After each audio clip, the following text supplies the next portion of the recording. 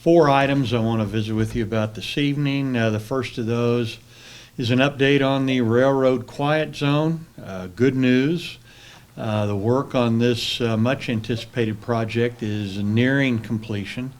The contractor for the project is Rudy Construction, and he is scheduled to have the concrete and median work and the sidewalk installation completed by the end of October. When the work is finished, the Federal Railroad Administration will have to inspect and certify the entire corridor. Our people estimate that this process will probably take 30 to 45 days. As a reminder, once this project is implemented, the trains will no longer be required to honk their horns at any of the 11 crossings in our city limits.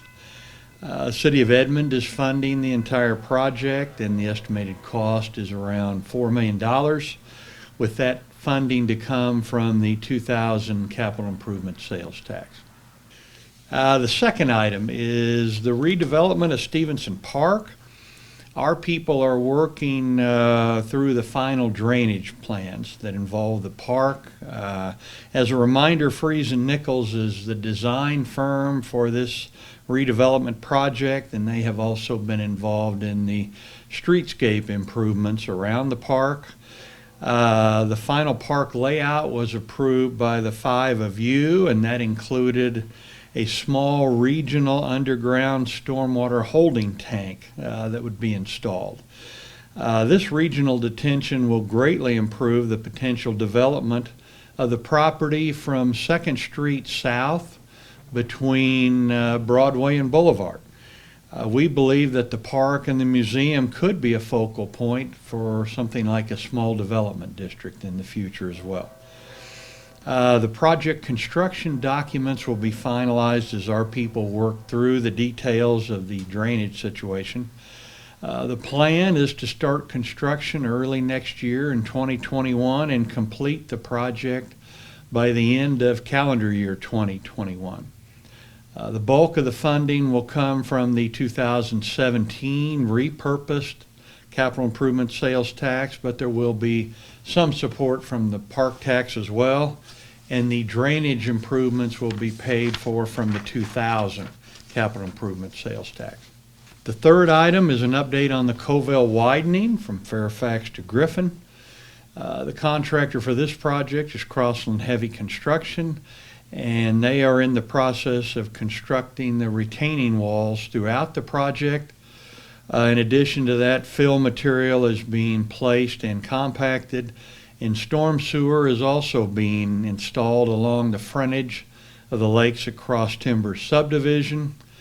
Work also continues on the drainage structures on the north side of Covell, adjacent to the Fairfax subdivision and the golf course. The road should be open to partial traffic by the end of December, and the completion date for the entire project, including weather days, is estimated for February of next year. The total cost of the project will be around $9.6 million, with that funding coming from the 2000 capital improvement sales tax.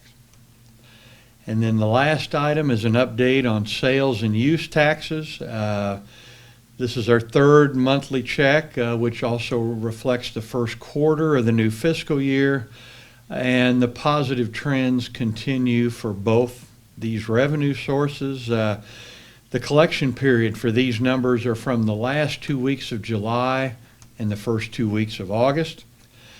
Sales tax collections increased 2.5% from the same period a year ago. That compares to 8.3% last month.